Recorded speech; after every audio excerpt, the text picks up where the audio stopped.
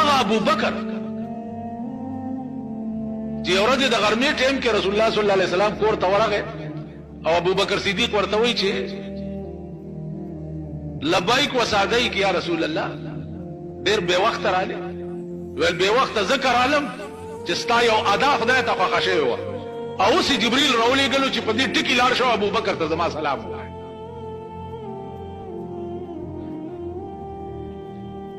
نو د ابو بکر چې چاته د اسمان نه سلامونه راځي داغه نه لوی چرته څوک یا به پیدا شي. اوس د دې عقل ته ګوره پیغمبر ورته وایي چې تا ولې زما په دې نبوت منلو کې څه چیړو نه کړو. هغه ورته ویل چې دې چیړ مې ځکه ونه کړو چې تا ما سره ورکوټی لوی شوی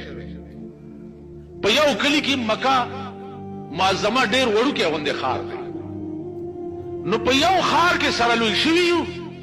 نو تا په دې 40 کاله کې د بچپن نه واله تر ننه پورې په هسې خبره کې هم چېرته دروغ نه دي ویلي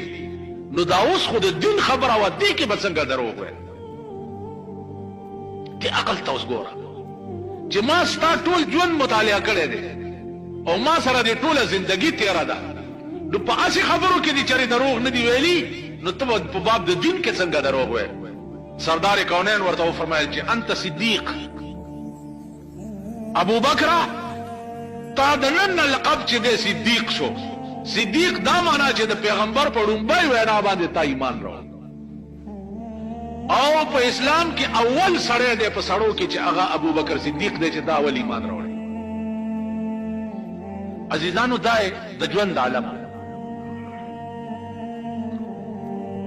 مال حالی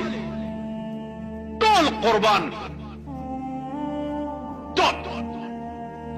40,000 روپے ور سره پاتې چې حکم وشو چې مکه پرېږدئ مدینې ته لاړ شي. مدینې ته چې لاړ په هغه 40,000 روپے هم د بیت المال دپاره ځمکه واخیسته چې د دې ځمکې که څه حاصلات راتله نو هغه به په عامة المسلمین باندې خرج کیږي ذات لنا د بیت المال په نوم یې واخیسته. نو دی داسې شو چې اغوستې جامې هم نه وي. یو ورځ د ببرې شړی لنګ والی لنګ یې والی دی نو اوستن او تار نشته